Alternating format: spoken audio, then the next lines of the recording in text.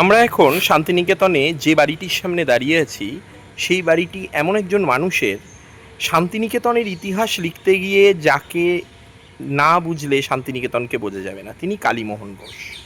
স্বদেশী আন্দোলন থেকে বিপ্লবী অনুশীলন সমিতির সক্রিয় কর্মী। সেখান থেকে রবীন্দ্রনাথের হাত ধরে শান্তিনিকেতনে আসা এবং রবীন্দ্রনাথের যে পল্লী উন্নয়ন, পল্লী চিন্তা, তাকে রূপ দিয়েছিলেন এই মানুষটি, কালীমোহন ঘোষ। তার সুযোগ্য পুত্র শান্তিদেব ঘোষ, যিনি রবীন্দ্রসঙ্গীত জগতের এক বিখ্যাত জ্যোতিষ্ক, তাকে আমরা সকলেই চিনি। এই যে বাড়িটা আপনারা দেখছেন, এই বাড়িটিতেই তিনি থাকতেন।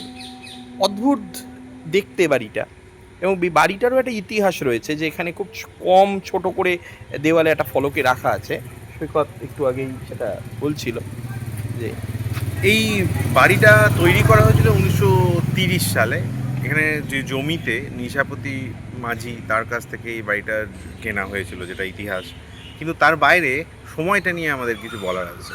সেই সময়ের যে শান্তিনিকেতন, সেখানে থাকা, তার যে মানে একটা কষ্টকর মানে একটা নগর যখন গড়ে উঠছে, শুধু নগর তো নয়, একটা সংস্কৃতি গড়ে উঠছে, যে কষ্টকর জীবনযাত্রা, তার মধ্যে দিয়ে এই বাড়িটা তৈরি করা, এবং মাটির বাড়ি। তার কারণ মানে যে রবীন্দ্রনাথের যে কথা ছিল, সেটা হচ্ছে দেশীয় সম্পদ তাকে সামনে নিয়ে আসা বিভিন্ন ব্যাপারে। এবং প্রচুর বৃষ্টি হতো তখন, অনেকবার এমন হয়েছে প্রচুর খরচ করে জোগান করে মাটির বাড়ি তৈরি করার চেষ্টা হয়েছে, এবং সেটা পরে ভেঙে গেছে, মানে জলে ধুয়ে গেছে। যেমন এখানেই কাছেই একটা 1934 সালে বাড়িটা তৈরি হয়েছিল, 4 বছর আরও পরে এই বাড়িটা যেটা তার তার 4 বছর পরে একটা কালো রঙের বাড়ি, কালো বাড়ি হিসেবেই ওটা পরিচিত। কারণ দেওয়ালে কালো পিচ লাগানো হয়েছিল। হ্যাঁ, আলকাতরা দিয়ে, আলকাতরা লাগানো, এবং তার গায়ে রামকিঙ্কর বেজ নানা রকম বিভিন্ন নকশা করেছিলেন, সেটাও ভারতীয় সংস্কৃতির সাথে, ঐতিহ্যের সঙ্গে সাযুজ্য রেখে। হ্যাঁ, তো এটা একটা কালচার ছিল মাটির বাড়ি তৈরি করার। ঠিক সেরকমই একটা বাড়ি ছিল এটা। সেটা বড় কথা নয়, কালীমোহন ঘোষ ব্যক্তি, তার কথাটা অনেক বড়।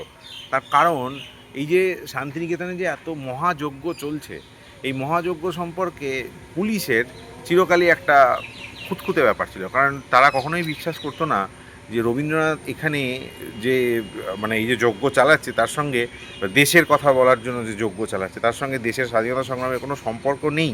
পুলিশেরা বিশ্বাস করতো না এই সমস্ত মানুষদের জন্য, কালীমোহন ঘোষের মতো মানুষদের জন্য, যারা পুরনো অনুশীলন তত্ত্বে, মানে বঙ্কিমচন্দ্রের অনুশীলন তত্ত্বে বিশ্বাসী, যে অনুশীলন সমিতির প্রাচীন মানে যে শাখা, মানে পুরনো যে শাখা, সেই শাখার যারা অংশ ছিল, তারা কোনোদিন মন থেকে বিপ্লবকে মুছে ফেলেছে, এটা তারা ভাবতে পারে।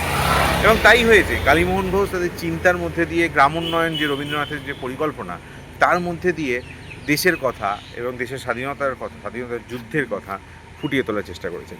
সেই ঐতিহাসিক বাড়ি আপনারা দেখতে পাচ্ছেন পিছনে।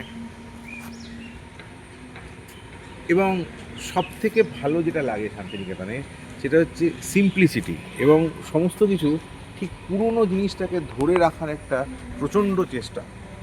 দেখুন, নতুন কিছু মানে নির্মাণ করতে তো কী আর আছে, সেটাতে তো কোনো বিষয় নয়, কিন্তু পুরনো জিনিসকে, যে শিল্পসত্তা, তার যে ভাস্কর্য, তাকে ধরে রাখার যে একটা চেষ্টা সময়ের সঙ্গে সঙ্গে, এবং 100 বছর পেরিয়েও এগুলো যে একই রকমভাবে আছে, পুরো শান্তিনিকেতন এইভাবে আছে, দেখতে সত্যিই খুবই ভালো লাগে। হ্যাঁ, এবং সত্যি মানে এই বাড়িটার যেভাবে আমরা দেখছি আজকে চারিদিকটা ঘুরে, সেটায় এত সুন্দর শিল্পশৈলী সেটাকে ধরে রাখা হয়েছে, এটা খুবই ভালো লাগে দেখতে। সুতরাং আমরা আবার পরের ভিডিওতে আসছি, আজকে এই পর্যন্ত। শান্তিনিকেতনে আজকে যখন আমরা কালীমোহন ঘোষের এই বাড়ির সামনে দাঁড়িয়ে রয়েছি, শান্তিদেব ঘোষের কথা বলছি, তখন আরেকজনের কথা না বললেই নয়। তিনি সাগরময় ঘোষ। বাংলা সাহিত্য জগতে তিনি এক কিংবদন্তি সম্পাদক। তিনিও ছিলেন এই কালীমোহন ঘোষেরই পুত্র।